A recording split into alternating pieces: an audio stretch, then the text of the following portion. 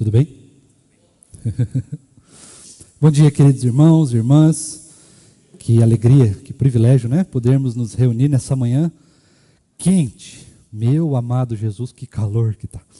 Mas que benção, que bom que nós estamos tendo um dia bonito. Tomara que não chova muito, para não termos grandes transtornos. Mas que bom que Deus tem nos dado dias lindos, né? Ontem nós estávamos aqui com a MP, fez um dia maravilhoso. Quem esteve aqui foi, olha, que dia bom. Enchemos o bucho de sorvete, acho que tinha 200 toneladas de sorvete ali, deve ter sobrado dos 199, porque, né, é por aí. Mas serve também para os nossos próximos eventos e um momento de alegria, quando a gente pode testemunhar desses dias bonitos que Deus nos dá, dia de paz, dia de tranquilidade. E antes de passarmos para a escola bíblica, eu quero fazer um adendo rápido de como eu gosto dessa dinâmica que nós temos inserido devagarzinho, de colocarmos novos irmãos para pregarem de manhã, né, no culto de manhã, fazerem o momento devocional. Isso é muito precioso. Nós temos uma igreja muito grande, uma igreja de mais de 250 membros, e desses 250 membros nós temos uma grande capacidade dos irmãos de pregarem a palavra. E é um momento de treinamento, um momento bom da gente ouvir, da gente perceber como que os nossos presbíteros falam, como que os nossos diáconos falam, como que os nossos professores falam, as individualidades de cada um, as diferenças de cada um. Eu acho isso muito precioso dentro do reino. Lembrando que na semana passada nós falamos um pouquinho sobre aquele negócio de propósito, você lembra? De que todo mundo é útil, cada um tem o seu jeitinho, o seu dom, o seu talento, e eu acho assim uma preciosidade quando a gente pode aproveitar e desfrutar do talento e do empenho, né, da disponibilidade dos irmãos também de pregarem a palavra. É um momento de ousadia, né? Um momento difícil. Estar aqui na frente, só quem sabe como que é quem veio para cá já, né? Então, se você ainda não veio, aguarde o nosso convite, não fuja, mas eventualmente nós temos tido essa dinâmica de treinar irmãos, treinar lideranças para estarem aqui na frente também, quem sabe serem novos diáconos, novos presbíteros, novos professores de escola bíblica. E agora que eu já enrolei bastante, vamos dar início então e continuação à nossa aula das semanas anteriores na carta de Paulo a Filemão. Então, por favor, abra lá, Filemão, capítulo de número único. A carta tem apenas um capítulo, dividido em 25 versículos. Filemão, capítulo de número 1. E nós vamos ler hoje a partir do versículo de número 11, mas a gente vai fazer a leitura contínua, vamos ler do 11 até o 25, e depois nós vamos voltando, lendo o 11 de novo, e aí o 12, 13, e assim a gente vai expondo versículo por versículo, do jeito que os irmãos também já estão acostumados, e assim a aula fica um pouquinho mais dinâmica também. Filemão, capítulo de número 1, versículo de 11 a 25, quem estiver com o microfone, por favor, faça as honras. Eu vou ler um pouquinho antes, Rev, só para dar contexto. A partir do 8 eu anuncio quando for o 11, tá bom? O 8 diz assim: Pois bem, ainda que eu sinta plena liberdade em Cristo, para ordenar a você o que convém ser feito, prefiro, no entanto, pedir em nome do amor, sendo que sou Paulo, o velho, e agora também prisioneiro de Cristo Jesus. Faço um pedido em favor de meu filho Onésimo, que gerei entre algemas. Versículo 11. Antes, ele era inútil para você. Atualmente, porém, é útil para você e para mim. Eu estou mandando de volta a você. Ele, quero dizer, o meu próprio coração. Eu queria conservá-lo comigo para que ele me servisse em seu lugar nas algemas que carrego por causa do Evangelho. Mas não quis fazer nada sem o seu consentimento, para que a sua bondade não venha a ser como que uma obrigação, mas algo que é feito de livre vontade. Talvez ele tenha sido afastado de você temporariamente, a fim de que você o receba para sempre, não como escravo, mas muito mais do que escravo, como irmão caríssimo, especialmente de mim e com maior razão de você, quer como ser humano, quer como irmão do Senhor. Portanto, se você me considera companheiro, receba-o como receberia a mim. E se ele causou algum dano a você ou lhe deve alguma coisa, ponha tudo em minha conta. Eu, Paulo, de próprio punho, escrevo isso. eu pagarei. É claro que não preciso dizer que você me deve a própria vida. Sim, irmão, que eu receba de você no Senhor este benefício. Reanime o meu coração em Cristo. Certo como estou da sua obediência, eu escrevo a você sabendo que fará mais do que estou pedindo. E ao mesmo tempo, prepare-me também pousada, pois espero que, por meio das orações de vocês, eu lhe seja restituído. Epáfras, prisioneiro comigo em Cristo Jesus, Marcos, Aristarco, Demas e Lucas, meus colaboradores, mandam saudações a você. A graça do Senhor Jesus Cristo esteja com o espírito de todos vocês. Vamos orar mais uma vez? Senhor, nós louvamos o Teu nome, Deus, pela Sua palavra que lida. E agora, Deus, no momento da Sua exposição, nós clamamos, ó Deus, que o Senhor, por favor, fale conosco. Nós precisamos ouvir a voz do Senhor, nós amamos ouvir a voz do Senhor, é um privilégio para nós, um tesouro a Sua voz, Deus. Por isso, ó Deus, fala conosco, usa nessa manhã a Tua palavra, fala poderosamente através do Teu Espírito aos nossos corações, Deus. Nos anima, nos transforma, Deus, se necessário, nos corrija, nos encha de sabedoria, Deus, e conhecimento, para que possamos viver de acordo com a Tua vontade.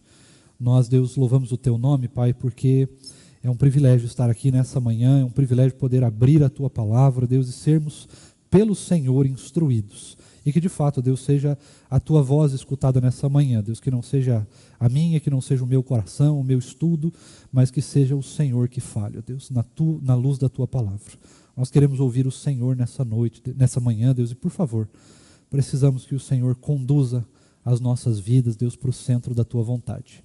Continua abençoando as nossas vidas, abençoa cada uma das classes de escola bíblica, Deus, que se reúne nesse momento, aqui e em todo o redor do mundo. E nós também, Deus, clamamos que o Senhor continue abençoando a igreja do Tarumã, Deus, com crescimento, com cada vez mais vontade de aprender, ouvir e praticar a Tua palavra. É o que nós clamamos, é o que nós pedimos e agradecemos ao Senhor em nome de Jesus. Amém. Irmãos, vamos, antes de ler o versículo de número 11 de novo, vamos apenas fazer um rápido resumo. Nós estamos lendo a carta, então, de Filemão, versículo a versículo, e essa é uma carta que trata de uma reconciliação. Ela trata de um homem que fugiu do seu senhor, um homem que era escravo, e que então passa por algumas mudanças ao longo da sua vida, bem como acaba se encontrando com Paulo. O próprio Filemão também acaba passando por algumas diferenças na sua vida, uma certa maturidade que o Evangelho traz. E então nós temos uma carta escrita por Paulo a Filemão, pedindo a ele que ele faça essa reconciliação com Onésimo, que era o seu escravo, o escravo fugitivo dele. E nós temos então essa carta muito bonita que trata, como a gente tem visto, de diversos temas muito caros para nós, temas muito até preciosos, mas também muito difíceis da gente digerir, temas que são fáceis, simples, da simplicidade do Evangelho, mas que para o nosso coração muitas vezes são um grande desafio. E por isso nós temos então que olhar para essa carta com muito carinho. É claro que olhar para toda a palavra, no sentido geral, mas essa carta ela traz realmente lições muito preciosas para nós, principalmente no que tange a nossa particularidade de relacionamentos, a forma como nós pensamos, como nós agimos, como nós vivenciamos os relacionamentos que nós temos ao longo da nossa vida e dentro da igreja, como nós pensamos o evangelismo, o perdão e arrependimento, os termos de reconciliação, como nós pensamos a maturidade, como nós pensamos o abrir mão das nossas próprias vontades em favor de outra pessoa, como nós olhamos para outra pessoa, como nós percebemos o outro além de nós. Todas essas lições vão sendo instruções para nós da parte de Deus, numa carta de 25 versículos, uma carta pequenininha, mas que tem toda a história e a sensibilidade de uma junção de vidas ali. Nós temos Paulo, que teve um relacionamento com Onésimo e com Filemão, nós temos o próprio Filemão, que estava lesado, que foi lesado nesse sentido, de ter perdido seu escravo, de ter uma possibilidade ali de que Onésimo fez algo talvez errado. Os comentários dizem que possivelmente ele tenha cometido um ato de roubo, de traição, alguma coisa do gênero. Então era alguém magoado, que tinha uma certa autoridade que não é bem vista, aliás, não é e não deve ser bem vista, mas era uma questão da época, a gente vai falar um pouquinho sobre isso, se der tempo hoje. Mas todas essas coisas, elas vão gerando essa construção de uma história muito sensível e que acaba, então, trazendo lições muito profundas para a nossa vida. Então, quero continuar na manhã desse domingo, a partir do versículo 11, só para a gente relembrar o que a gente viu na semana passada, e aí nós vamos, então, seguindo a partir do 11, e aí a gente vai contextualizando e interpretando versículo por versículo. Rev, se você puder ler o 11 para a gente. Versículo 11. Antes ele era inútil para você, atualmente, porém, é útil para você e para mim. Então, semana passada nós falamos exatamente sobre isso, né? Um dos pontos chaves da nossa aula foi falar sobre essa possibilidade que todos têm de serem parte do reino de Deus. Todos têm dons e talentos, todos são chamados por Deus a partir do momento que são convertidos, a partir do momento que Deus os chama, nós então somos presenteados com dons e talentos. E todos nós nos tornamos úteis para o reino. Uns em mais medida, outros em menos medida, mas todos nós úteis. E nós temos isso em dois sentidos, que é a utilidade na força do braço, ou seja, naquilo que a gente faz mesmo, e naquilo que nós somos, que é a questão do propósito. Né? Nós não só temos possibilidade de fazer algo no reino, mas nós temos possibilidade de ser no reino. E essa possibilidade que traz a questão do... esqueci a palavra. Fugiu a palavra. Não, acabei de falar e eu esqueci. Mas propósito, isso. Como todos nós temos propósito, então, nós temos que olhar para essas duas situações de maneira igualitária. Às vezes a gente olha para aquele que muito faz e esquece daquele que faz pouco, mas que ainda assim é parte do reino de Deus e tem o seu propósito. E às vezes a gente olha para nós mesmos e percebemos que a gente não tem propósito, né? Ou achamos que não temos propósito, encontramos um momento de tristeza ou alguma coisa assim, e a gente percebe, puxa, quem sou eu, né? O que eu tenho para acrescentar? Mas tem. Se você foi chamado por Deus, você ama o Senhor Jesus, você com certeza tem propósito no reino. Então lembre-se disso, né? Foi um dos temas da aula da semana passada. E a partir dessa rememorização, nós vamos então dar início à aula de hoje, olhando então o versículo de número 12, só fazendo essa contextualização para a gente saber de onde a gente partiu, onde a gente está, né, e para onde agora a gente vai. Então, Rev, por favor, verso de número 12. Eu estou mandando de volta a você. Ele, quero dizer, o meu próprio coração. Então veja que nós falamos na semana passada sobre essa questão de ser útil no reino, de ser parte do reino. E agora o apóstolo Paulo ele vai falar a respeito de Onésimo para Filemão de maneira muito pessoal, de maneira muito particular. Então ele vai dizer que o Onésimo, ele era parte do coração de Paulo. Parte do coração de Paulo. É alguém precioso, alguém muito importante.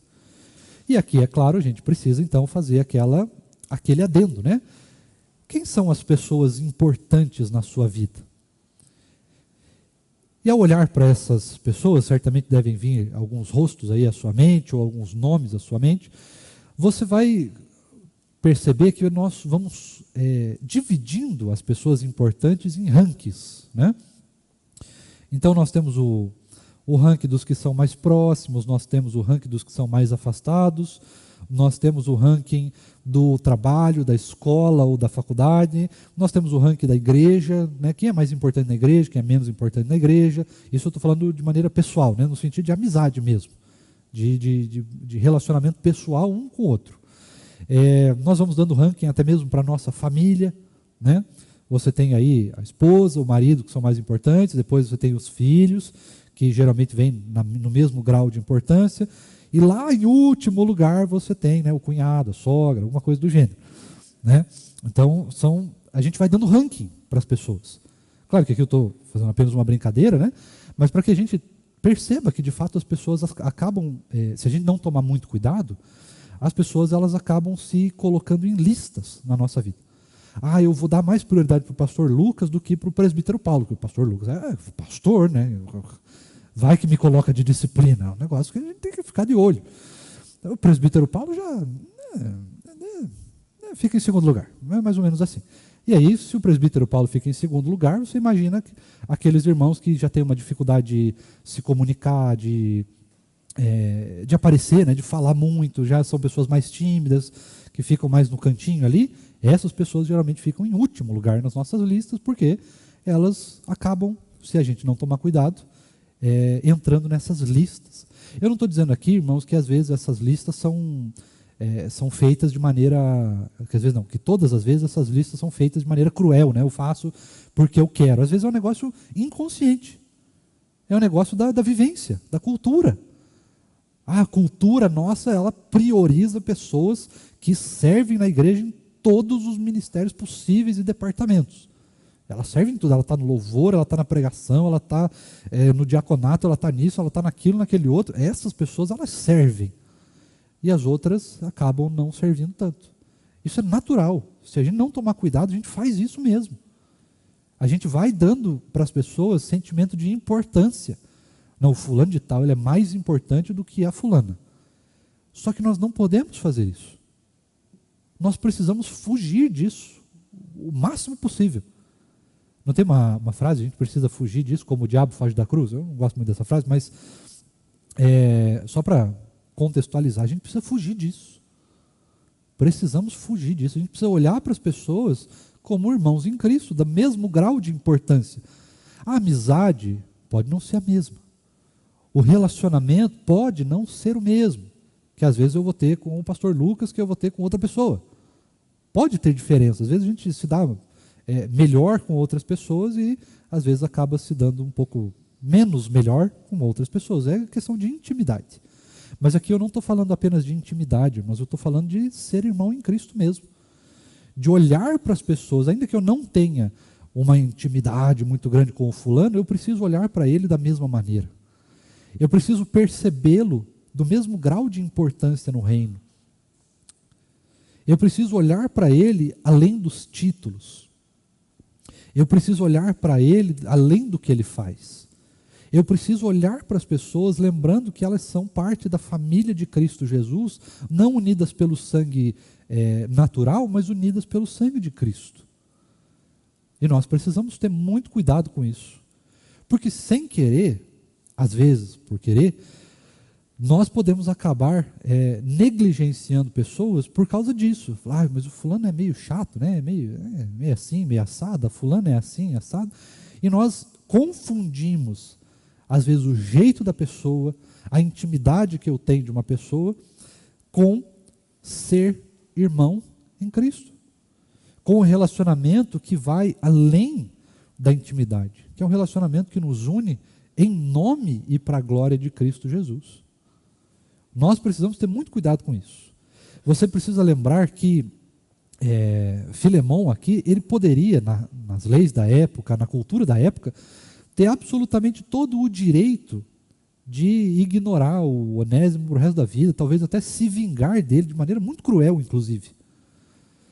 Por outro lado, ele é confrontado pelo apóstolo Paulo a olhar dessa maneira cristã para o negócio, e não cultural.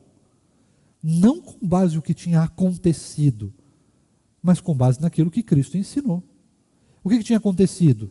Provavelmente, pelo que se imagina, o Onésimo deve ter lesionado o Filemão em alguma área, em alguma coisa. Pode ter roubado, pode ter traído, pode ter feito alguma coisa nesse sentido. Não é bem claro, a gente não consegue fazer uma afirmação categórica do que ocasionou essa fuga do Onésimo. A gente não tem muito como fazer isso. A tendência mais importante de pensar é que pode ter sido por um roubo, mas não tem uma informação assim 100% clara que a gente consiga fazer essa afirmação.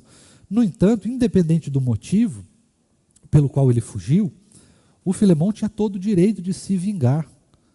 Só que, veja, Filemão se ligou na cultura da época.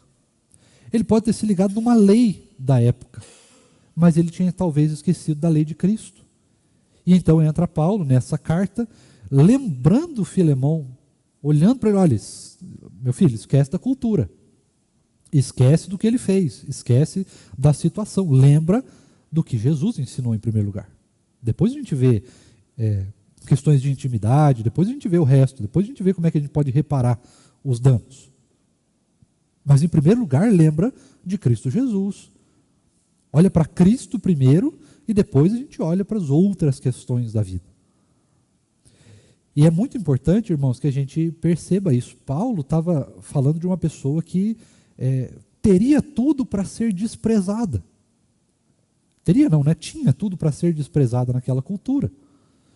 Mas Paulo olha de um jeito diferenciado. Inclusive, ele coloca essa expressão muito forte, né? Onésimo era parte do coração de Paulo. Estou enviando você o meu próprio coração.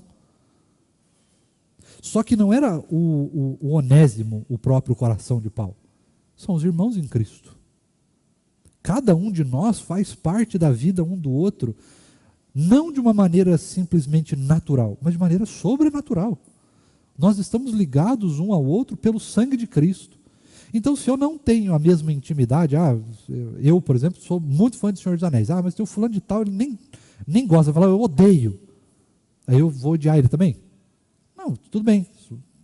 Ok, né? Você perde com isso, mas tudo bem. O que nos une?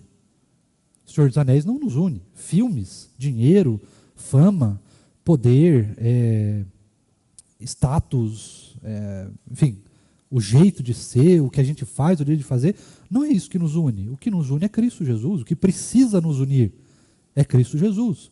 Porque se não é Cristo Jesus, a gente vai ficar sempre nessa mendicância de intimidade com as pessoas. Não, eu não me relaciono com o fulano porque o fulano é meio assim, né? Tudo bem se o fulano é meio assim ou meio assado. O que importa é que Cristo nos une igual. Eu não tenho assunto. O que eu vou falar com o fulano? Fala de Jesus. Já pensou nisso? Se você não tem assunto, você fala de Cristo. Fala da palavra, porque isso nos une. Pelo menos deveria, né? Isso nos une. Eu não sei do que conversar com o fulano. Às vezes o fulano fica lá no cantinho, mas o que eu falo com ele? Chega lá para ele e pergunta, você conhece Jesus? O que você acha da palavra de Deus? Quer orar comigo? Posso orar por você? Como é que está a sua vida na igreja? Cristo tem respondido às suas orações? Olhar para as pessoas da mesma maneira que Cristo olha para nós é o primeiro ponto de partida para entendermos isso. E para regularmos o nosso coração e os nossos relacionamentos, a não colocar eles nesses patamar de lista, de ranking. O fulano é mais legal por causa disso, daquele não. O fulano de tal não é tão assim, porque ele é meio assado, meio assim, não sei o quê. Não é isso que a gente tem que pensar. O que nós temos que pensar é como fazer para que todos nós estejamos unidos em Cristo. Em Cristo. Porque daí todos nós temos algo em comum. Por mais que as intimidades da vida, por mais que os jeitos diferentes de ser, o fulano de tal ele fala muito rápido, muito alto, o outro fulano é mais ponderado com as palavras, fala um pouco menos, às vezes não sabe o que dizer, o outro fulano é super extrovertido, o outro é introvertido, eu só me relaciono assim, assado. Esquece um pouco isso. Mas lembre daquilo que nos une, em primeiro lugar. Depois a gente vê o resto. Nós precisamos olhar para as pessoas da mesma maneira que Cristo olha para nós. E nós tínhamos todas as possibilidades, aliás, nós temos todas as possibilidades de termos uma vida longe de Cristo Jesus. De sermos condenados ao inferno, inclusive. Por WO. Né? Sem necessidade de fazer absolutamente nada, nós deveríamos ser condenados ao inferno. No entanto, Cristo olha para nós de outra maneira. Cristo olhou para nós de outra maneira. Não como condenados. Não como aquilo que nós seríamos ou deveríamos ser, mas ele olhou como aquilo que nós poderíamos ser caso ele intervisse nas nossas vidas. E de fato interviu. Se nós estamos aqui hoje, se você nos assiste pela internet em algum momento que essa mensagem fique gravada, você foi alcançado por Jesus de alguma forma, ou está no processo de ser. Então nós precisamos olhar para isso, irmãos, com muito cuidado, com muito carinho, para que a gente não se torne uma igreja de pessoas que se comportam e se balizam nessas listas de ranking. Quem é mais importante, quem é menos importante, quem é mais legal, quem é menos legal, quem é mais pobre, quem é mais rico, quem é mais assim, quem é mais assado, quem é mais a milanesa, parmegiano, qualquer coisa assim. Nós temos que olhar com o olhar de Cristo Jesus. E com o mesmo que ele teve para comigo. O mesmo que ele teve para comigo, eu tenho que olhar para as outras pessoas. Amém até aqui? Que Deus nos abençoe nisso, porque é um desafio muito grande. Mas é um desafio que nós precisamos enfrentar. Precisamos enfrentar. Senhor pastor, por favor, versículo 13. Eu queria conservá-lo comigo, para que ele me servisse em seu lugar nas algemas que carrego por causa do Evangelho. Olha que frase impactante. Eu queria conservá-lo comigo. Deixa eu aproveitar aqui para te perguntar isso também. Quais são os relacionamentos que você tem conservado? Você tem conservado os relacionamentos que edificam a sua vida em Cristo Jesus? Ou você tem priorizado relacionamentos que eventualmente te afastem de Cristo Jesus? Você tem olhado para as pessoas ou circunstâncias, né? Vou até ampliar um pouco mais, mas para as pessoas e circunstâncias que te aproximam de Deus, que te fazem mais crente, que te fazem mais apaixonado pela palavra, pela vida de oração, por buscar intimidade por Deus, por buscar ser cheio do Espírito, por estar mais próximo da igreja, da vida da igreja, ou você tem priorizado relacionamentos e circunstâncias que te afastem, que te mandem para cada vez mais longe, seja pelo motivo que for. O que você tem preservado na sua vida? Porque isso é muito importante. São as coisas que nós preservamos que nos levam muitas vezes a fazer, a falar ou a ser o que nós estamos sendo, fazendo ou falando. Às vezes nem é um negócio muito nosso, assim, né? Mas é um negócio que já vem de anos. Às vezes a pessoa conserva a mágoa. Às vezes a pessoa conserva a inimizade. Às vezes a pessoa conserva a culpa. Às vezes uma pessoa conserva um trauma. Às vezes uma pessoa conserva um jeito de ser. Não, eu sou assim. É a síndrome da Gabriela, né? Acho que é assim que se fala. Eu sou assim, eu nasci assim, eu vou morrer assim, e se alguém falar alguma coisa, eu abandono aquela pessoa. Então essa é uma situação muito complicada. O que você tem preservado na sua vida? As coisas que te edificam, que te fazem crescer, que te fazem mais próximo de Cristo Jesus, da palavra, da igreja, da intimidade com Deus? Ou você tem preservado coisas na sua vida que te afastam de Deus? Tem preservado, quem sabe, um pecado, uma atitude pecaminosa? Tem preservado, quem sabe, um relacionamento ruim que não traz edificação nenhuma, nem para você, nem para outra pessoa? Você tem preservado, quem sabe, uma vida de tristeza, de mágoa, uma vida de insatisfação, uma vida de reclamações, né, de murmuração? O que você tem preservado? Tem gente que preserva a mágoa, né? Tem gente que preserva a vontade de não perdoar. Tem gente que preserva a vontade de não se submeter. Eu podia ficar aqui diversas horas, né, falando o que a gente pode preservar de ruim. Mas a gente precisa preservar coisas boas, irmãos. Coisas que nos levem para mais perto de Cristo Jesus. Isso é muito precioso para nós. É algo que precisa ser notado. Paulo estava preservando Onésimo porque ele era de fato alguém que fazia sentido para a vida de Paulo, no sentido de aproximá-lo de Cristo Jesus. Onésimo estava numa situação com Paulo muito desafiadora, muito difícil. Estava em algemas, cuidando de Paulo, provavelmente na prisão. Então, é uma situação muito delicada. Não é um negócio que qualquer um faz, né? Não é um negócio que você sai assim fazendo tranquilamente. É um desafio para nós. É um desafio. Mas esse desafio é, de fato, o que nós entendemos por ser precioso para preservar. E nós precisamos aprender a preservar coisas boas. Muitas vezes, irmãos, e no tempo de hoje, nós temos preservado muita coisa ruim. Levado para dentro de nós, levado para o nosso coração coisas muito ruins. Coisas muito degradantes, coisas muito difíceis. Coisas muito duras que nos magoam, que nos machucam, que nos envenenam. Tanto na parte física, quanto na parte emocional e quanto na parte espiritual. Nós temos levado muito veneno para dentro do nosso coração. E a gente precisa tomar cuidado com isso. Precisamos lembrar disso. Precisamos atentar para isso daí. Para que a gente preserve aquilo que de fato nos edifica e nos aproxima de Cristo e da vida da igreja. Ah, pastor, e aí? O que não nos aproxima? O que a gente faz? Você mantém afastado de você. Mantenha afastado de você.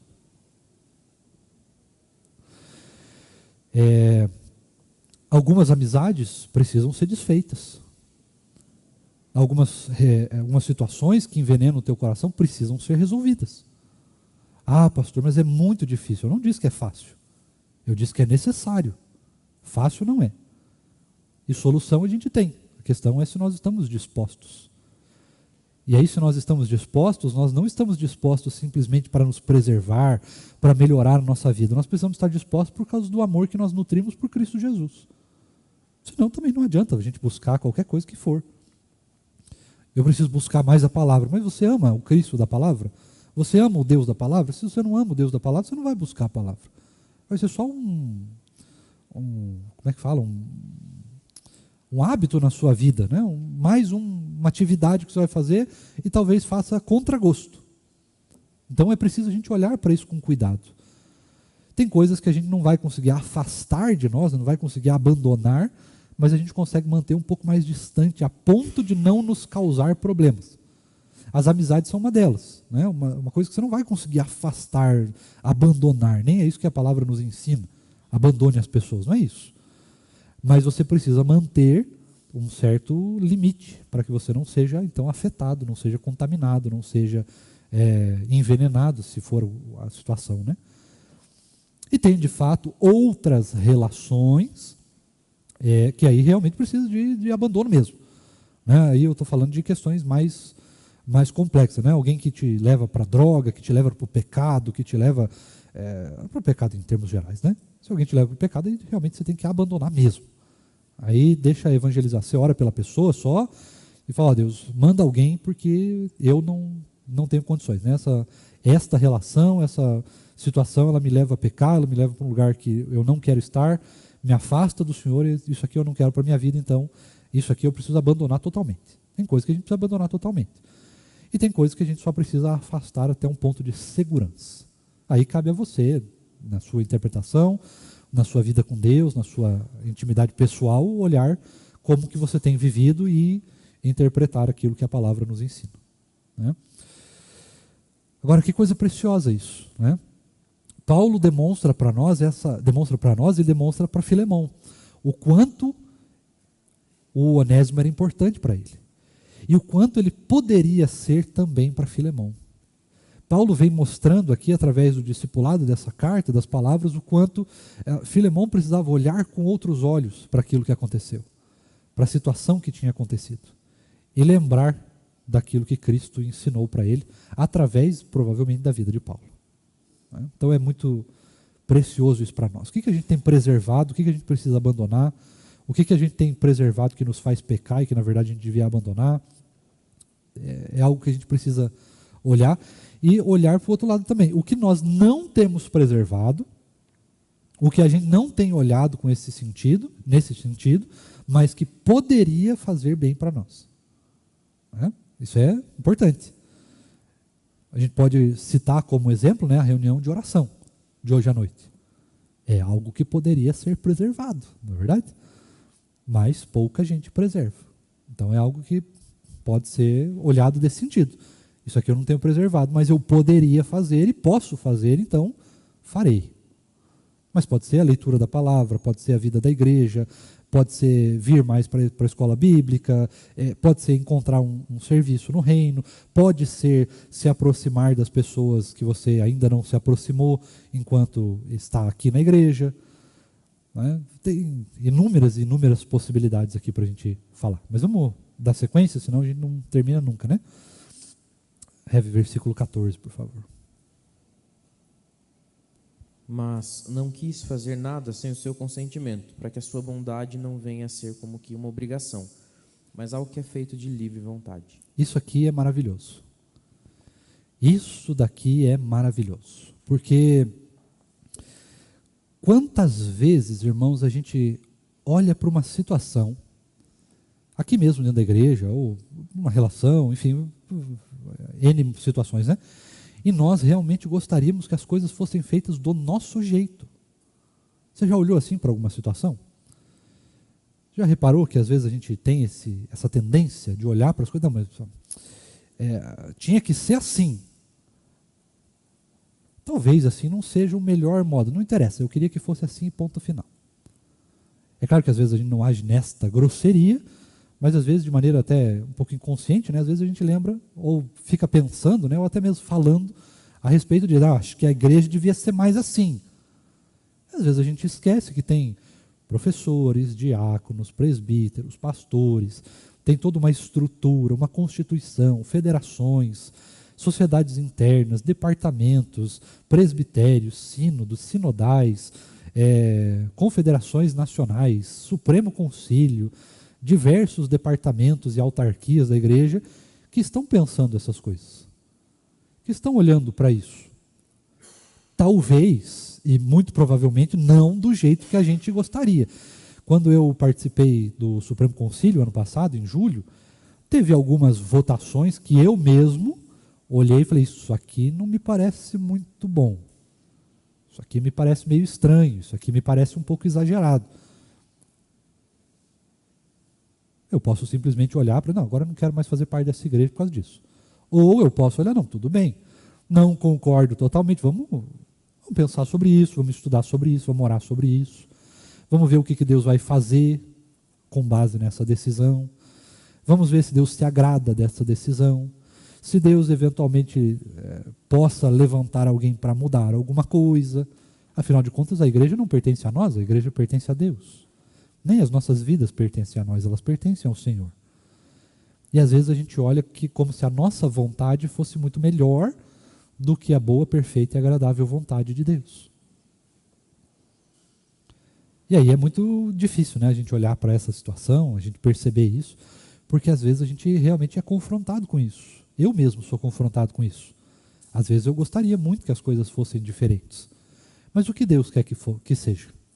Como Deus quer que as coisas sejam? Nós precisamos pensar nisso. E aí nós temos dois tipos de pensamento nesse sentido, que é o pensamento da autoridade e o pensamento daquele que está sendo liderado, né? Então, às vezes quem está numa liderança, numa alta liderança, como os pastores e presbíteros, por exemplo, às vezes a gente gostaria realmente que as coisas fossem de um jeito, às vezes a gente gostaria de poder ter ferramentas para fazer as coisas serem do nosso jeito. Mas não dá para ser assim. Não dá. E a ferramenta que nós temos para contrapor alguma coisa que está acontecendo, em geral, ou em primeiro lugar, é a oração. É falar com Deus, é levar para o dono da situação, para aquele que está acima das pessoas, inclusive. Em primeiro lugar, levar para Deus. Em segundo lugar, caso seja necessário e seja possível, aí sim levar para as pessoas. Levar as coisas para as pessoas. Coisas que a gente muitas vezes não faz, ou faz de maneira errada. Faz de maneira muito grosseira, ou faz de maneira indireta, né?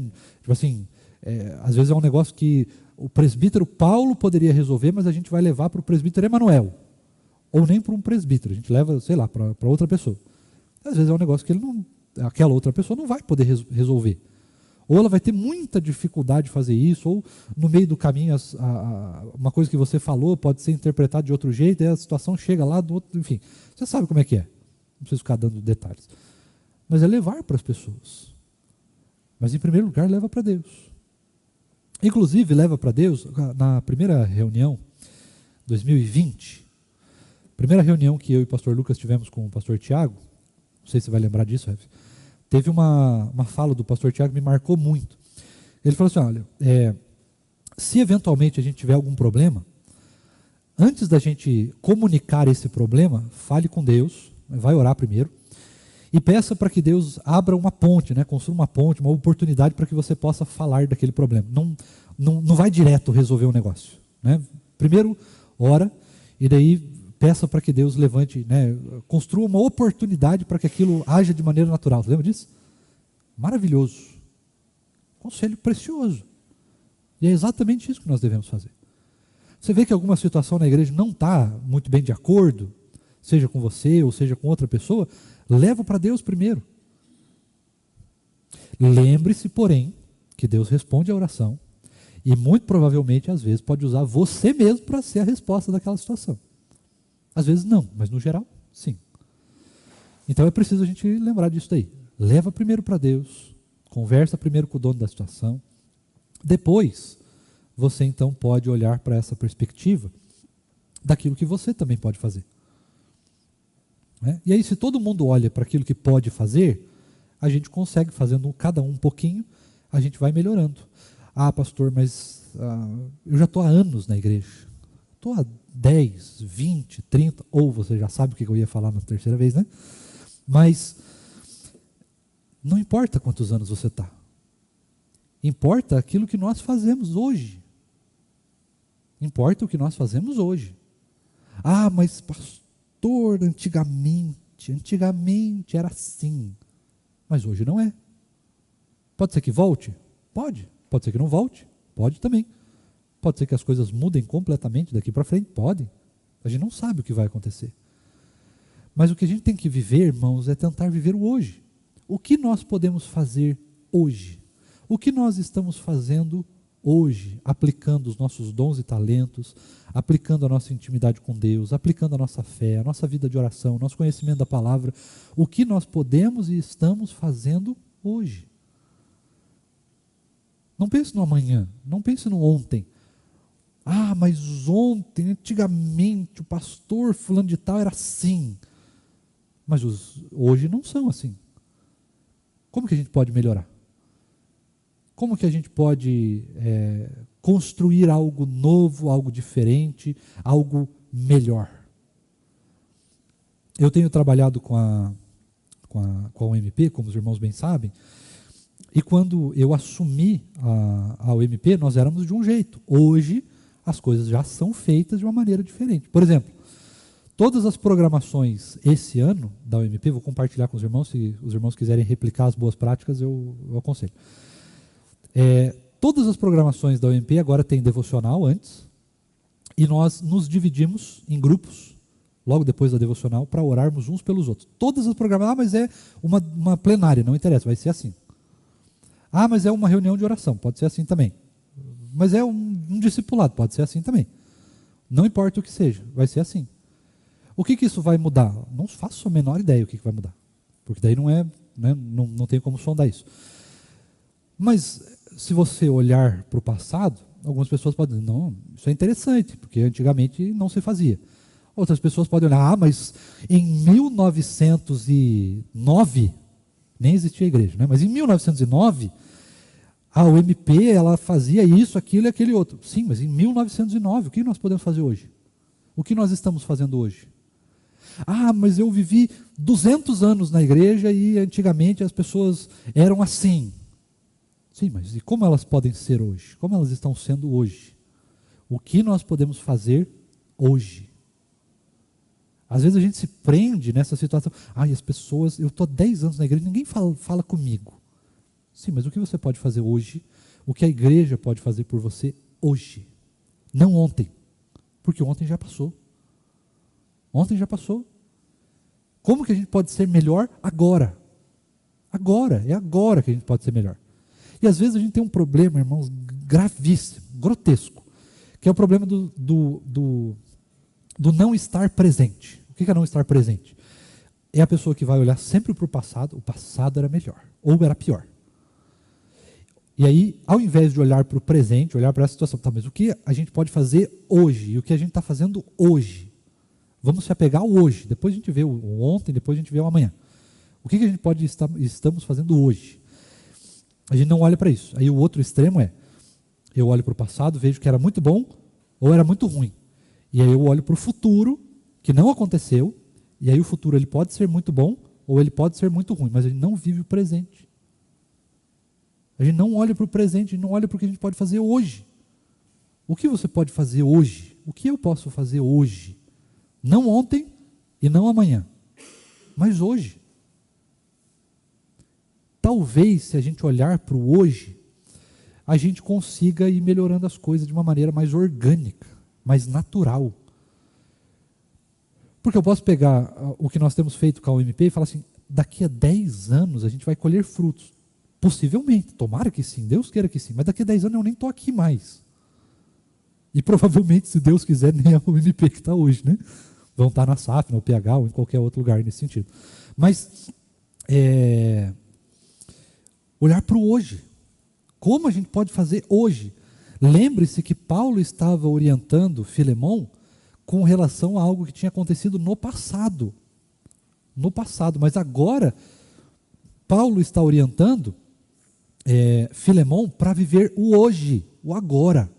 Esquece do passado. Ai, pastor, eu não consigo esquecer do passado. Faça terapia, pelo amor de Deus. Vai para o aconselhamento bíblico, volta para a palavra, pede que Deus te cure. Mas não viva no passado desse jeito traumático. Eu não estou dizendo que a gente vai se esquecer do passado, nada disso. Isso é impossível, de fato. Ai, pastor, o fulano de tal me magoou há 50 anos atrás. Pelo amor de Deus, irmão, você está vivendo isso, você não conhece Jesus ainda. Jesus já perdoou aquela pessoa, perdoou você. Tem cura para a sua vida, tem cura para a sua alma nesse sentido. Por favor, nós conhecemos a palavra. Não viva no passado desse jeito cruel e doloroso com você mesmo. Mas viva o presente daquilo que Deus está fazendo hoje, irmãos. Daquilo que Deus está fazendo hoje, para que você possa de fato olhar para o passado daqui, os próximos 10 anos, e aí sim você possa olhar, puxa, olha o que Deus construiu aqui. Que maravilha que Deus construiu. Que tristezas que eu passei, mas olha como eu cresci, como eu aprendi, como eu evoluí, como eu me tornei maduro nesse sentido. Que bênção que Deus fez isso daqui tudo. Que bênção que Deus fez eu passar por tudo isso também. Que maravilha que Deus me curou, que Deus fez isso com fulano, com ciclano e tal, através da minha vida também. Tal, enfim. Mas aí você olha já de encontro, tá, mas o que Deus quer fazer hoje de novo? Hoje. O importante é o hoje, irmãos. É o hoje. O que a gente pode fazer hoje. Eu nunca vim numa reunião de oração, mas você pode vir hoje. Ah, não, pastor, eu posso vir só na semana que vem. Não, venha hoje. Venha orar hoje. Venha hoje. Ah, pastor, eu ainda não aceitei Jesus. Então aceita hoje. Recebe Jesus hoje. Ah, pastor, eu ainda não me arrependi desse pecado. Mas se arrepende hoje. Não, pastor, eu acho que semana que vem. Semana que vem eu vou fechar um contrato de trabalho, acho que eu vou estar melhor. Daí eu... Não, irmão, faz hoje. Faz hoje. Pensa no hoje. Esquece do amanhã, esquece do ontem. Mas se preocupe com o hoje. Com o que você pode fazer hoje, com o que o outro pode fazer hoje, com o que nós podemos fazer hoje e com o que nós estamos fazendo hoje. Pense nisso. Se preocupe com isso. Lembre-se do hoje. O amanhã pertence somente ao Senhor. A gente não sabe se vai estar aqui amanhã. E o ontem, se ele foi bom, lembre-se com carinho e louve a Deus porque ele foi maravilhoso. E aí então, louve a Deus porque ele quer que você viva o hoje. O hoje, com esperança do futuro, não aqui, não agora, não o futuro aqui, que pode ser construído com as nossas mãos, mas com o futuro que vai ser quando nós estivermos com Ele, na glória. O futuro que a gente tem que pensar é esse, quando nós vamos estar com o Senhor Jesus. O resto nós vamos construindo a partir do hoje, do que nós fazemos hoje, do que nós estamos fazendo hoje, do que você está fazendo individualmente também hoje. Então talvez hoje seja o dia de você perdoar. Mas pastor, e se eu não conseguir? Aí amanhã vai ser o hoje. Amanhã você tenta de novo. Tenta de novo. Né? Mas hoje, o que você vai fazer hoje? O que você está fazendo hoje? Lembre-se que Deus quer que você viva o hoje. Deus está agindo agora, neste exato momento. Ele não vai agir amanhã, quer dizer, ele vai agir amanhã, mas ele não está agindo amanhã ainda. E ele já agiu ontem. Ele não vai agir de novo ontem. Mas ele está agindo agora. Como que você está participando disso? Muito importante isso para nós. Muito importante. Que horas são, Rev? Não dá tempo ainda. Vixe, vamos mais uns 5 versículos. Até meio-dia hoje. Soube que ninguém vai sair. Está tudo pronto na sua casa. Se não estiver pronto, você vai fazer jejum hoje. Então é tranquilo. Vamos indo. Verso 14, 15. Talvez ele tenha sido afastado de você temporariamente, a fim de que você o receba para sempre. Olha que coisa fantástica, né? Olhar para esse passado agora. Paulo estava pensando no presente, o que ele teria que fazer, né? Perdoar o irmão, receber o irmão de volta. Mas olha que coisa fantástica. Paulo estava corrigindo justamente esse detalhe aqui. Justamente esse detalhe. Talvez o que tenha acontecido no passado possa ser bom hoje. Depende de como você olha. Depende como você vivencia isso. Depende como você olha para aquilo que Deus está fazendo, daquilo que Deus fez, daquilo que Deus está construindo nisso aqui em você. Então, talvez ele tenha sido tirado de você. Veja que Paulo não coloca aqui, olha, Filemão, lembra aí que o Onésimo te roubou, ele te traiu, ele fez isso, aquilo, aquele outro no passado. Não, ele vai direto ao ponto, direto ao assunto. Olha, talvez ele tenha sido tirado de você, não é nem no sentido que ele... Você veja que ele não coloca que ele fugiu, porque de fato Onésimo fugiu. Ele fugiu mesmo, ele tomou a atitude de fugir. Ele saiu. Ele saiu fora. Mas Paulo não olha para essa situação, ele olha para aquilo que Deus fez. Talvez ele tenha sido tirado de você por causa de um plano de Deus. Não por causa do que ele fez, não por causa do que você fez, não por causa do que você viveu, não por causa das circunstâncias, não por causa das intempéries da vida, não por causa disso ou daquele outro. Mas talvez ele tenha sido tirado de você porque Deus queria fazer alguma coisa na vida dele, na sua e na minha. Coisas que às vezes a gente não olha. E o fulano de tal, ele me magoou assim, mas essa mágoa, este problema, essa aflição, essa tristeza, essa enfermidade, essa situação, ela culmina, né? Ela termina em qual situação que Deus, em qual bênção, em qual ação de Deus ela termina, ela se encerra. Às vezes a gente olha para a situação, e é normal para a gente, irmãos, é normal que a gente olhe para uma situação de maneira direta, né? Aconteceu, o fulano de tal, ele fez isso. Tudo bem, a gente olha realmente para isso, é natural. Mas a gente precisa treinar o nosso coração para lembrar, tudo bem, o fulano de tal fez isso, tá, mas Deus, o que o Senhor está fazendo a respeito disso? O que o Senhor quer me ensinar a respeito disso? O que o Senhor quer ensinar para o fulano? Qual é a lição que precisa ser aprendida? O que eu preciso amadurecer nesse sentido? Mas é olhar, irmãos, e lembrar que, embora as situações aconteçam na nossa vida, o que está por trás de todas as situações é o que Deus está fazendo. Todas as coisas cooperam. Viu como é difícil para nós? É difícil lembrar disso. Todas as coisas cooperam. Mas a enfermidade também? Também. A tristeza também? Também. A angústia, a perseguição, o luto, a mágoa, o arrependimento, ou a falta do arrependimento. Todas essas coisas corroboram para a alegria daqueles que esperam em Cristo Jesus, ou aqueles que estão em Cristo Jesus. E são coisas, irmãos, que às vezes a gente não se lembra, que a gente não dá conta. Às vezes a gente quer matar o fulano de tal, e quer mesmo.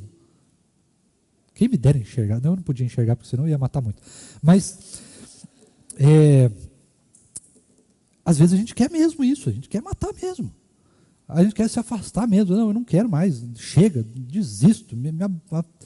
Porque a gente está pensando com o nosso próprio coração e esquecendo daquilo que Deus está fazendo. E não lembrando, não levando isso para Deus naquela mesma hora. Falando, tudo bem, Deus, aconteceu a situação, eu estou magoado, mas o que o Senhor tem para isso? Já aproveita, já me cura, já deixa o meu coração mais calmo, já vai trabalhando em mim para que eu possa perdoar essa pessoa, para que eu não viva na mágoa, que eu não viva assim, sabe, não sei o quê, viva reclamando e murmurando, enfim, todas as situações possíveis, né? Mas é preciso lembrar disso. É preciso lembrar disso. O que Deus está fazendo também. E aí olha que interessante. Paulo já vai começar a discipular o coração de Filemão com um grande desafio que ele vai ter que enfrentar. Porque olha o que ele fala. Talvez ele tenha sido tirado de você para que no futuro, lá eventualmente aconteça, de você recebê-lo de volta, mas não na mesma circunstância, da mesma forma. Mas para que você o receba de volta agora como irmão em Cristo Jesus. Agora começa de fato o desafio real de Filemão. O desafio que ele realmente iria precisar passar e disciplinar e doutrinar o coração dele para passar. Então veja que até aqui Paulo ele vai trabalhando o coração de Filemon, ele vai relembrando algumas coisas, ele vai discipulando ali, vai falando, olha, lembra do passado, lembra daquilo que Deus fez, lembra de viver o presente, não pensa um pouco no futuro, esquece um pouquinho das mágoas, lembra do perdão, do arrependimento, daquilo que Cristo fez por você. Ele vai trabalhando um monte de coisa para que neste versículo 15, então, ele comece a chamar Filemon à responsabilidade do desafio que Deus estava impondo sobre ele, que era receber de novo o Onésimo. Só que agora ele não vai receber com a lei dos homens, ele não vai receber com a justiça devida, ele não vai receber reparação, ele não vai receber com vistas ao que pode acontecer no futuro, mas ele vai recebê-lo como, ou pelo menos ele deveria receber, como irmão em Cristo. Que desafio. Saiu como escravo, saiu como alguém que tinha magoado, que tinha causado algum dano, algum sofrimento, talvez até um certo ódio, né, um rancor, mas agora ele volta no presente, ele está voltando como irmão em Cristo. E aí acabou, irmãos. Aqui acabou a mágoa do passado, aqui tem que ser destituído todas essas coisas que tinham acontecido, porque agora ele é uma nova criatura em Cristo Jesus, agora ele se tornou irmão em Cristo, e agora eu não posso mais olhar para ele como escravo, eu não posso olhar para ele mais como ser humano, eu não posso olhar para ele mais como alguém que me lesionou, eu não posso mais olhar para ele das mesmas maneiras que eu olhava antigamente. Agora eu preciso olhar para ele como irmão em Cristo, porque agora ele está ligado a mim pelo sangue de Cristo. Pelo mesmo sangue que me salvou na cruz do Calvário e salvou ele também. Heavy, se Pode me falar. permite aproveitar que você está falando sobre isso, o próximo versículo é justamente isso que você está dizendo, né? O 16. Vou ler o 15 ali para ficar completo. Talvez ele tenha sido afastado de você temporariamente, a fim de que você o receba para sempre. O 16. Não como escravo, mas muito mais do que escravo, como irmão caríssimo, especialmente de mim e com maior razão de você, quer como ser humano, quer como irmão no Senhor. Isso é realmente muito precioso. E é um dos motivos, irmãos, pelos quais eu tenho falado insistentemente com os irmãos a respeito de relacionamentos. Como nós vivemos os relacionamentos que a gente tem, sejam aqui com os irmãos em Cristo, sejam fora, família, enfim, trabalho, escola, faculdade, qualquer relação.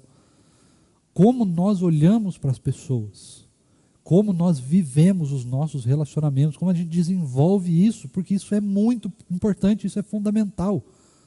Fundamental, porque a mesma maneira, eu falei algumas vezes isso, né? A mesma maneira como eu olho para as outras pessoas é o reflexo de como eu tenho um relacionamento com Deus, de como está o meu relacionamento com Deus. Se eu consigo olhar para um irmão em Cristo e desprezá-lo, é porque eu consigo desprezar Deus. Eu consigo desprezar o ensinamento de Deus, eu consigo desprezar a vida de oração, eu consigo desprezar a palavra, eu consigo desprezar a igreja, eu consigo desprezar. Eu só consigo desprezar o irmão em Cristo quando eu consigo também desprezar Deus. Veja como é complicado isso da gente pensar. E como é importante que a gente pense sobre isso. Porque sempre vão existir pessoas que são diferentes de nós. E elas também precisam se sentir parte de nós. Às vezes a gente vai se esforçar muito, mas não é para aquela pessoa estar aqui. Então, algumas pessoas vão sair daqui, elas vão passar um tempo aqui conosco e eventualmente vão sair daqui. Mas essa saída, ela não pode ser uma saída pela mágoa. Ela não pode ser uma saída porque as pessoas não estão se sentindo bem aqui. Precisa ser uma saída por causa da vontade de Deus. Entendida por todos, inclusive. Agora, se alguém sai porque eventualmente nós estamos falhando, nós então precisamos melhorar. Melhorar. Inclusive precisamos nos arrepender disso, né? Olhar com isso com um certo cuidado, lembrar que Deus nos cobra disso. Deus nos cobra. O fulano de tal não está vindo mais. Talvez ele tenha até alguma certa responsabilidade nisso, porque todos nós temos responsabilidade. Não é uma questão de um, uma questão de outro. Todos nós temos responsabilidade, alguns mais, outros menos, mas a responsabilidade é de todos nós. Até de você que não participou da situação, mas se você está na igreja, você tem responsabilidade. Você tem responsabilidade. Já viu aquela pessoa que chega um adolescente, daí a gente fala assim, fulano de tal que é da UPA, vai lá receber. Às vezes a gente fala isso porque nós não queremos receber. Mas a responsabilidade é de todos nós. Todos nós. Às vezes a gente direciona, né? Particiona isso. Não, se for de 18 a 35 é responsabilidade da UMP. Daí eu nem me meto, deixa isso que resolve. Se for de 12 a 18 é responsabilidade da UPA, daí eu também não me meto. Se a pessoa for casada, eu também não me meto porque eu sou da UPH. Um negócio que você fica, mano, a responsabilidade é de todos nós. Não é de um ou de outro. E às vezes a gente tem essa mania feia de ficar condicionando a responsabilidade para o outro. Para o outro. A UMP não fala comigo. E qual é a sua contrapartida com relação a isso? Né? E vice-versa, né? Às vezes a outra parte está tentando e não está conseguindo. E qual é a responsabilidade do outro? Então todos nós, irmãos, temos responsabilidade de cumprir a palavra de Deus e todos nós temos responsabilidade de olhar para cada um de nós que está aqui como irmão em Cristo. A menos que a pessoa não seja irmã em Cristo. Aí ela precisa ser evangelizada. Aí nós vamos olhar para ela como alguém que precisa e é carente da palavra de Deus. É um pouquinho diferente. Mas se a pessoa está aqui convivendo conosco, ela está tentando, ela está se esforçando, demonstrando, no mínimo que seja de atitude, que ela quer estar firme com Cristo Jesus, então todos nós temos responsabilidade para com essa pessoa e ela tem responsabilidade para com todos nós. É a mesma coisa que a gente faz do batismo, e coisa que a gente do batismo infantil, né, e a gente esquece. Quando a gente está assumindo um batismo infantil, e esse ano terão alguns, pela graça de Deus, nós todos estamos assumindo compromisso. Mas eu não vim no dia. Não importa, se você é membro da igreja, você tem compromisso com aquela criança. Você tem compromisso com aquela família. Mas eu nem gosto deles. Não interessa também. Você tem compromisso com Cristo Jesus de cuidar daquela família. Nós assumimos isso juntos. Senão nós nem perguntaríamos, né, se a igreja recebe. Ao fato da igreja receber e a gente dizer sim, às vezes até um ritual, né? Um negócio assim, é assim que tem que ser. É tipo dizer amém. Eu nem concordo, mas amém. Muito pelo contrário, nós estamos assumindo um compromisso diante de Deus naquele sentido. Aquilo é um ato sagrado que nós estamos fazendo. O batismo não é um mero ato. O batismo é um sacramento. E se é um sacramento, é um compromisso que nós assumimos não somente com a família e com a criança, mas assumimos com Deus. E se nós não cumprirmos, nós seremos cobrados. Só que isso vale para cada uma das nossas relações. É a forma como eu trato a minha diretoria, o meu departamento, é a forma como eu trato as pessoas, é a forma como eu recebo as pessoas aqui, é a forma como eu tento me enturmar com as pessoas, mesmo aquela que eu não tenho tanta intimidade. É olhar para as pessoas da mesma forma que Cristo olha para nós. Ou pelo menos da mesma forma que Ele olhou para nós, ou está olhando para nós.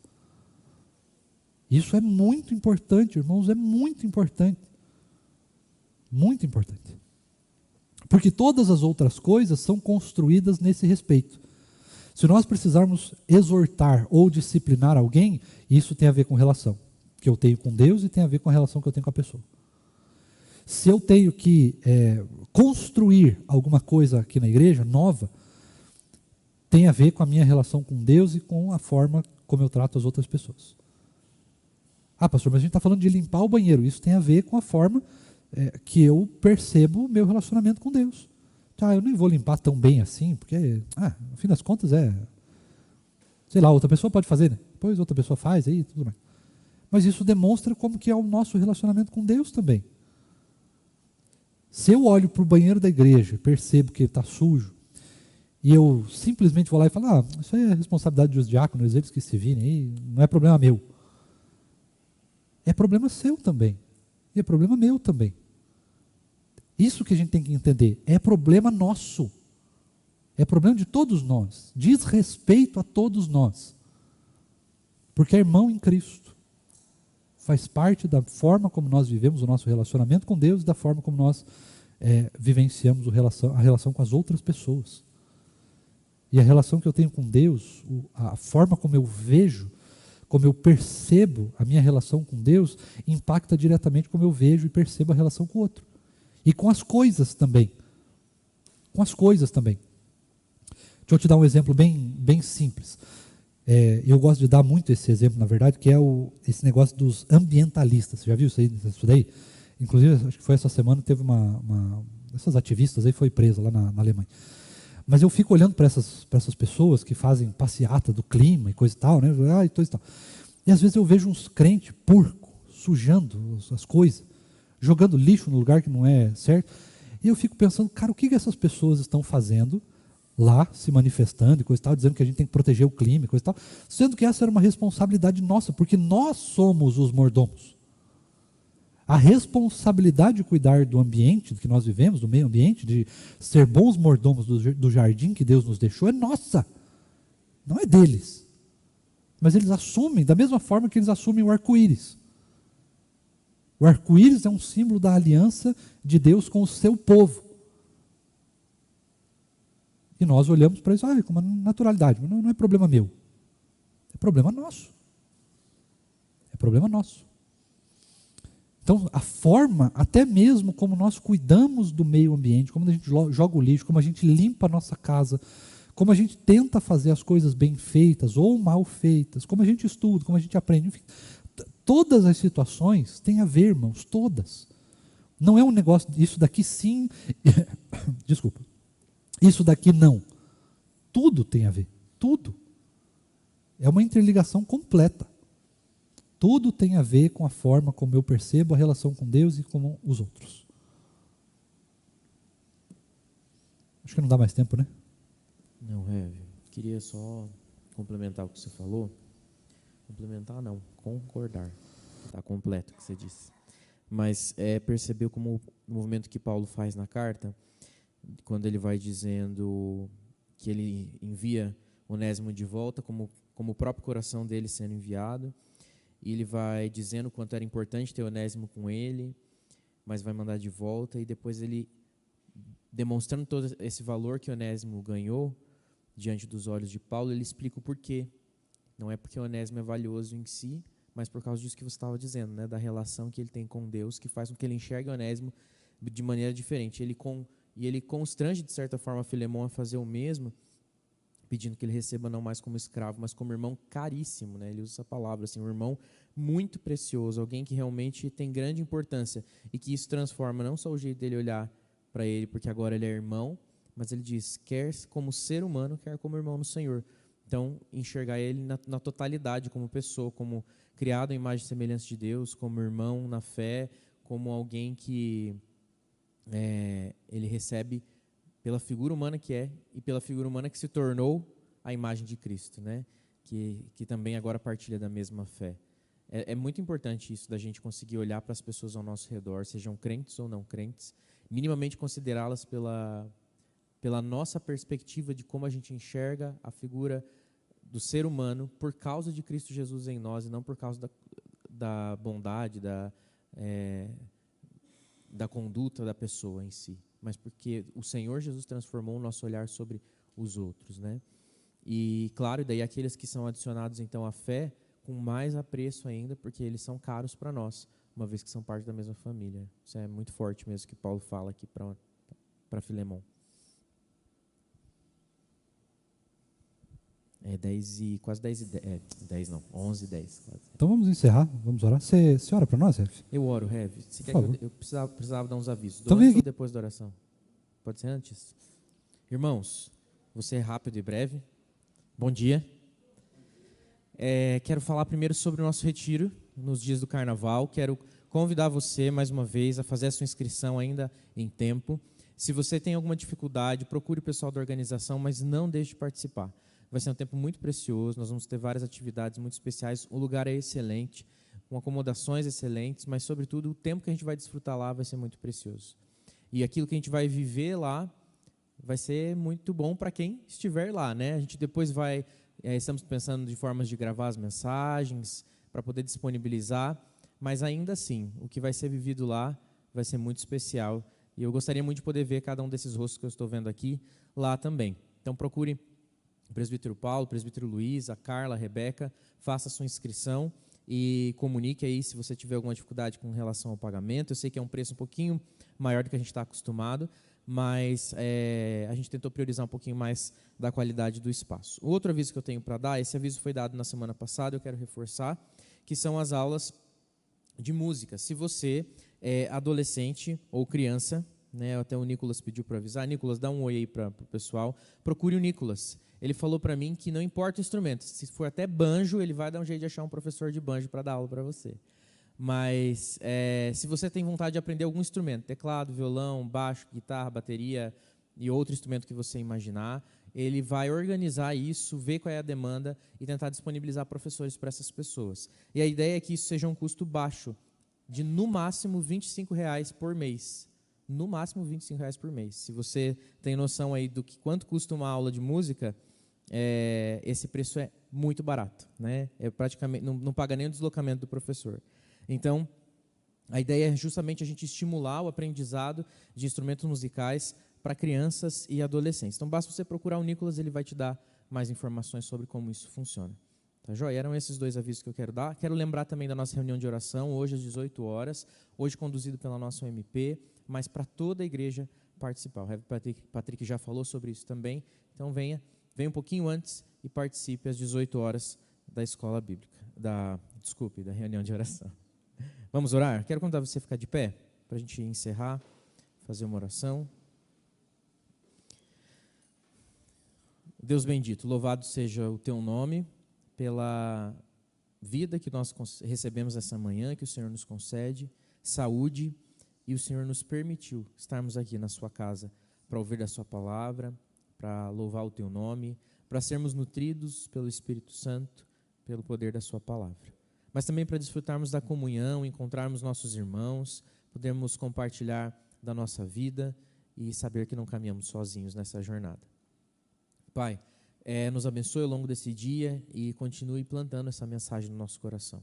Que aquilo que nós vemos na carta de Paulo a Filemon seja o que fale conosco. Ainda que a gente não viva mais um contexto escravagista declarado, ainda que a gente olhe e veja cultura diferente, os princípios que estão escritos ali, eles valem para nós até hoje de maneira perfeita, cabem exatamente na nossa realidade, de cada um de nós. E por isso nós precisamos aprender mesmo com esse texto. E pedimos que o Senhor continue aplicando. Obrigado pela vida do Rev. Patrick, tem se disposto, se preparado, tem sido usado pelo Senhor para falar aos nossos corações. Fique conosco, Pai, com cada família aqui, em nome de Jesus. Amém.